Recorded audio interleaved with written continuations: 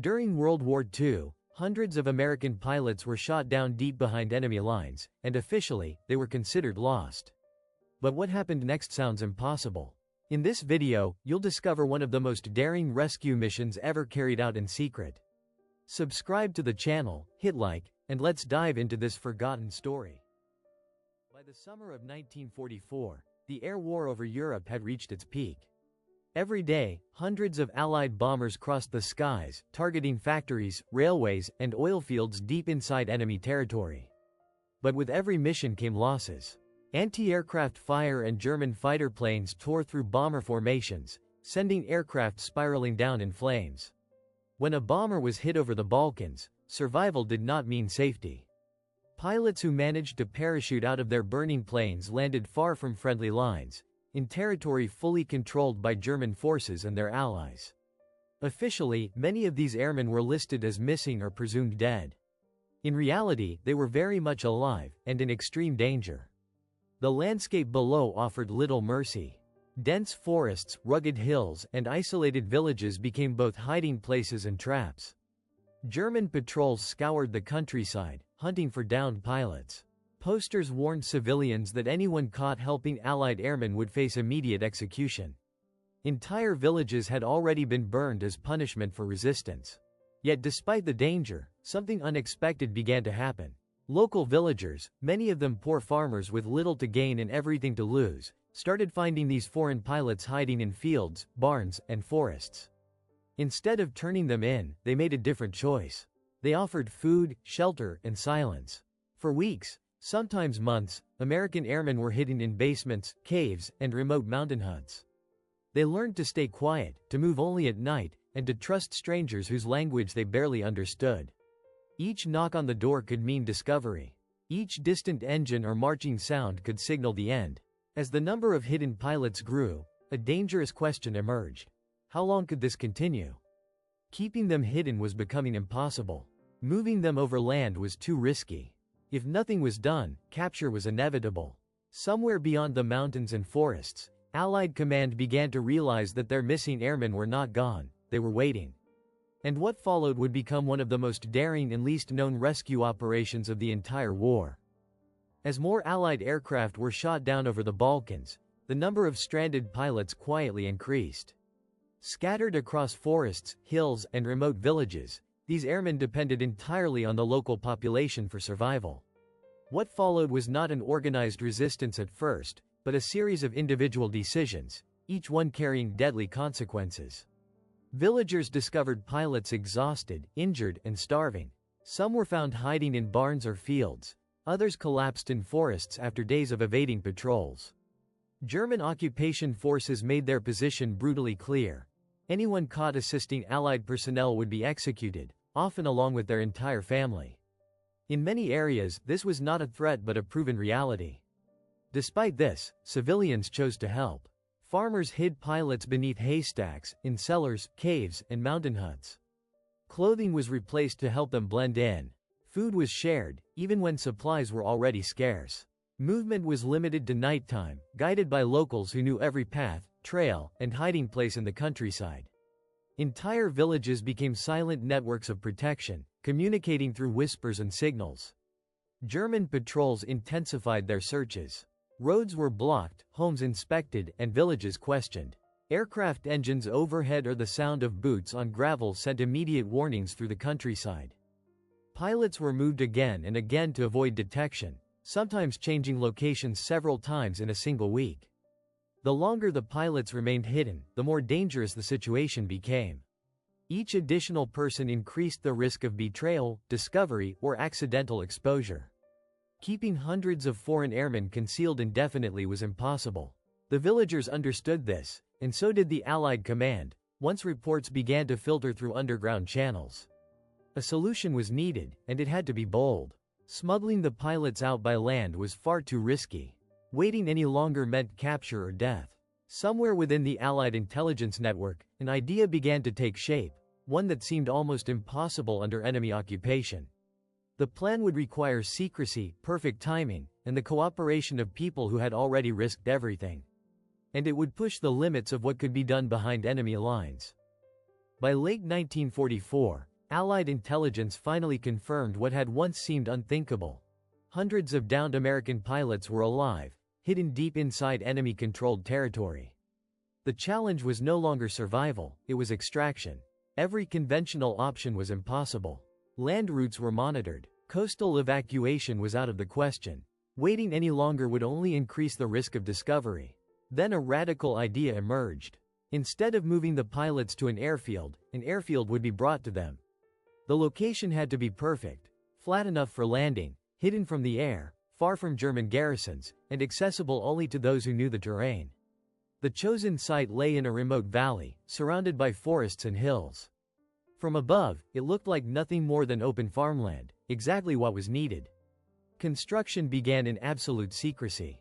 There were no machines, no lights, and no written plans.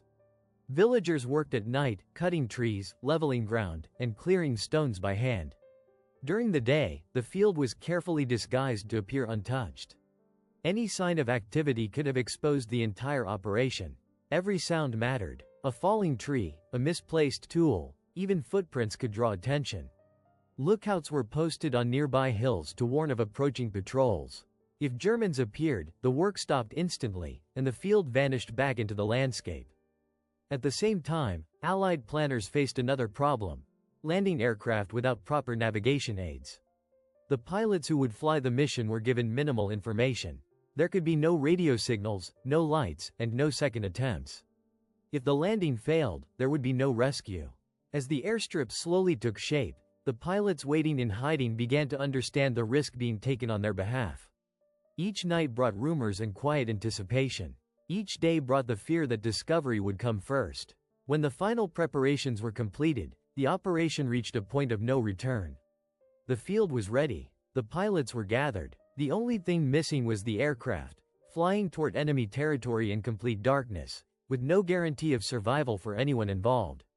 The most dangerous phase of the operation was about to begin. The flights began under conditions that left no room for error. American C-47 transport aircraft lifted off at night, flying low and without lights, navigating across enemy-controlled territory in near total darkness. There would be no radio contact, no illuminated runway, and no backup plan. If the landing failed, the aircraft would likely be lost, along with everyone on board. From the air, the secret landing field was almost invisible. There were no markings, no signals, only a narrow stretch of ground surrounded by forest. Pilots relied on memory, timing, and faint visual cues on the terrain below. A single mistake in altitude or direction could send the aircraft into the hills. As the first plane descended, the tension on the ground was absolute. Hundreds of men waited in silence, listening for an engine sound that would confirm success or disaster. When the aircraft finally touched down, there was no celebration. Every second mattered. The landing had to be fast. Engines remained running. Pilots were rushed toward the aircraft, counted quickly, and loaded aboard. There was no time for hesitation or confusion. German patrols were never far away, and discovery would have meant immediate attack. Takeoffs were even more dangerous than landings. The aircraft needed every meter of the improvised runway. Trees loomed at the far end of the field, barely visible in the darkness. With overloaded planes and uneven ground, each departure was a gamble. One by one, the aircraft disappeared into the night sky. Each successful takeoff brought relief and renewed urgency. The operation had to be repeated again and again, night after night, until no one remained behind. At any moment, German forces could have discovered the field. A single flare, a single intercepted sound, and the entire mission would have ended in catastrophe. Yet somehow, against every expectation, the landings continued. As dawn approached, the final aircraft lifted off, leaving behind nothing but empty ground and silence. The forest reclaimed the field as if it had never existed. What remained was the question of whether the impossible plan had truly worked, and how many lives it had managed to save. As the last C-47 disappeared into the night sky, the magnitude of the operation began to sink in. Over several weeks, more than 500 American airmen had been rescued from behind enemy lines. A feat so daring, so improbable, that even those involved could hardly believe it. Every landing had been a gamble with death, every minute on the ground a test of courage and nerves. And yet, not a single life was lost during the extraction. The story, however, would remain nearly invisible for decades. There were no parades, no public accolades. Newspapers were silent. For most of the world, these pilots had simply vanished, swallowed by the chaos of war. And the villagers who risked everything, hiding strangers under threat of execution, guiding them through forests, building a secret airfield by hand, remained unsung heroes. Their courage had been measured not by medals, but by lives saved and silence. This operation was more than a rescue. It was a testament to human bravery, ingenuity, and the quiet heroism that rarely makes history books. Ordinary people, farmers, engineers, soldiers, had acted with extraordinary valor, defying fear and the looming shadow of death. In a war defined by destruction, Operation Halyard became a symbol of what humanity could accomplish even under the most extreme circumstances. Today, the hidden airstrip lies reclaimed by the forest, the secret paths over mountains now overgrown, and the pilots themselves grew old, their memories largely unrecognized. Yet the echoes of their ordeal remain, reminding us that some of the most incredible acts of courage are also the most forgotten. Operation Halyard was a story of survival against impossible odds, a story of loyalty and selflessness, and above all, a story of hope in the darkest hour. The forest may have hidden the field, the enemy may have been unaware, but the lives saved will forever bear witness to the triumph of courage over fear. If this story amazed you, subscribe to the channel, hit the like button, and stay tuned for more incredible, hidden stories from history. Operation Halyard proves that even in the darkest moments of war, courage can come from the most unexpected places. Ordinary people, facing extraordinary danger, helped save hundreds of lives, and their story was almost forgotten. If you found this story powerful, subscribe to the channel, hit the like button, and stay tuned for more hidden stories from history.